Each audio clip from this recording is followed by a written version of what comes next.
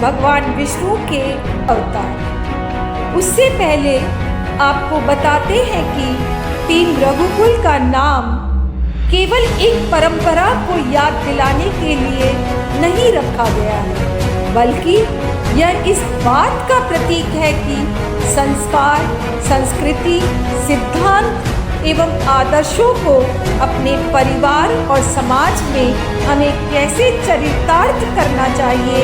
अपने लक्ष्य के साथ वचनबद्ध होकर सदाचार के मार्ग पर बढ़ते हुए सामाजिक और बौद्धिक विकास एवं प्रगति हेतु पथ पर मिलने वाली हर चुनौती का सामना करने के लिए टीम रघुकुल का हर सदस्य कैसे प्रतिबद्ध है, क्योंकि सेवा, त्याग, सदाचार, परोपकार, निष्ठा ही टीम रघुकुल का दृढ़ संकल्प है।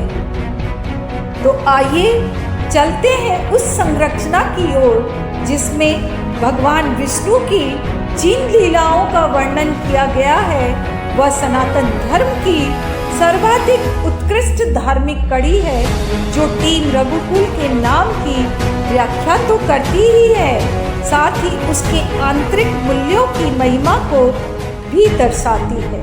अतः इसे और बारीकी से जानने एवं समझने के लिए टीम रघुकुल की ओर से अनोखी अनूठी एक छोटी सी पहल। पौराणिक काल। हिंदू धर्म के 4 वेद, 6 शास्त्र, 18 पुराण, 60 नीतियां, 108 उपनिषद और 3 देव ब्रह्मा, विष्णु, महेश, और इन सब की पहचान सिर्फ एक सनातन, जिसका न आदि है न अंत, परंतु ये कहानी है धर्म की, निष्ठा की, परिवार की। ये कहानी है विष्णु जी के 10 अवतारों की।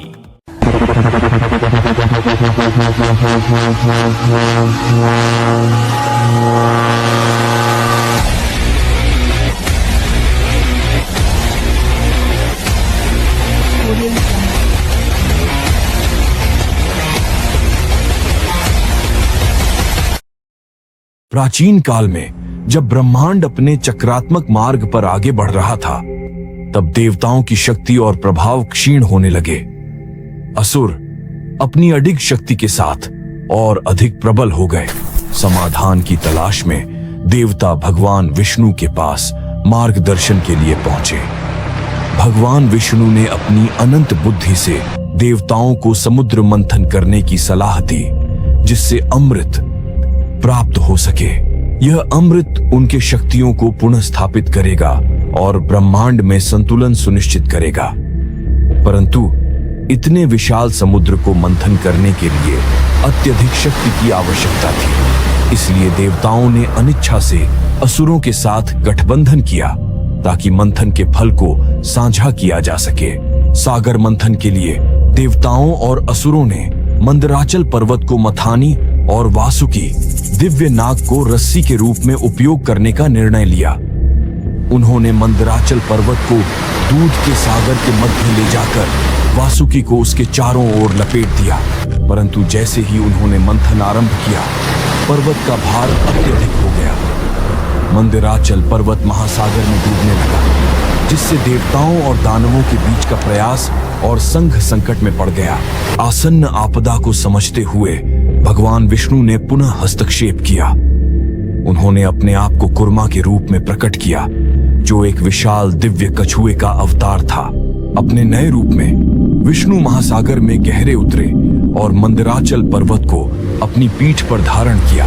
देवों और असुरों ने अपने मंथन को पुनः प्रारंभ किया। अपनी गहराई से विभिन्न रत्न और प्राणी प्रकट होने लगे। प्रथम आई कामधेनु, इच्छा पूरक गाय, तत्पश्चात ऐरावत, दिव्य श्वेत हाथी। अन्य अनेक दिव्य प्राणियों और वस्तुओं का उदय हुआ, परंतु अमृत समुद्र के गर्भ में गुप्त रहा। जैसे ही समुद्र मंथन जारी रहा, एक भयंकर घटना घटी। समुद्र की गहराइयों से हलाहल नामक एक घातक विष उभर आया। यह विष अत्यंत विषैला था, जो संपूर्ण सृष्टि को विनाश की कगार पर ले आया था। भगवान शिव प्रकट हुए और विष का प्राशन कर लिया। परंतु उसे अपने शरीर को हानि न पहुंचाने के लिए उन्होंने उसे अपनी गले में रख लिया, जिससे उनका गला नीला पड़ गया और उन्हें नीलकंठ का उपनाम प्राप्त हुआ। मंथन पुनः प्रारंभ हुआ। अमृत समुद्र के गहरे स्थानों से उभर आया। इसे दिव्य वैद्य धन्वंतरी ने उठाया, देवताओं को अमृत वितरित किया। इस प्रकार उनके अमृत्व की सुनिश्चितता की। देवताओं को अमृत प्राप्त हुआ, जिससे उनकी शक्ति और सामर्थ्य पुनः बहाल हो गई। भगवान विष्णु ने अपने कूर्म अवतार में पर्वत को सहारा देकर और समुद्र मंथन की सफलता सुनिश्चित करके अपना कार्य पूरा किया। उन्होंने देवताओं और असुरों दोनों को उनके प्रयासों के लिए आशीर्वाद दिया।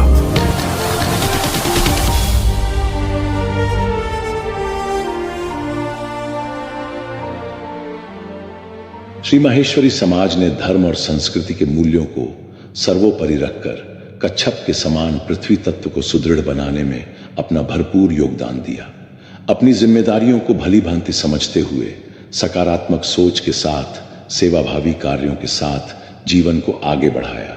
शिक्षा, समानता, न्याय, स्वच्छता, पर्यावरण, भाईचारा, महिला सशक्तिकरण, समाजवाद व राष्ट्रवाद, सकारात्मक सोच व आत्मविश्वास, यही मूल आधार श्री माहेश्वरी समाज की ताकत और टीम रघुकुल का हौसला है।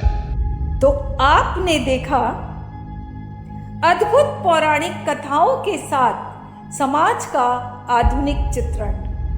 कैसे श्री माहेश्वरी समाज एवं टीम रघुकुल द्वारा जन जन की प्रगति और जागृति के लिए आत्मभावों से आत्मसात किया गया है और अपने आत्मबोध, आत्मविश्वास एवं आत्मनिर्भरता से समाज के भूत, वर्तमान एवं भविष्य को सुखद एवं सुंदर अवसर प्रदान करते हुए अनूठा इतिहास अंकित किया है। ब्रह्मा, विष्णु, महेश तीनों देवों के प्रभुत्व का एकत्व सार ही है टीम रघुकुल का सशक्त आधार। आधुनिकता के इस दौर में जिस समन्वित इकाई के द्वारा एक सभ्य समाज की तस्वीर पेश की जा रही है, उस दल का नाम है टीम रघुकुल। किसी ने क्या खूब कहा है कि बिना मेहनत के तख्तो ताज नहीं होते, ढूंढ लेते हैं अंधेरों में भी मंजिल अपनी, क्योंकि जुगनू कभी रोशनी के मोहताज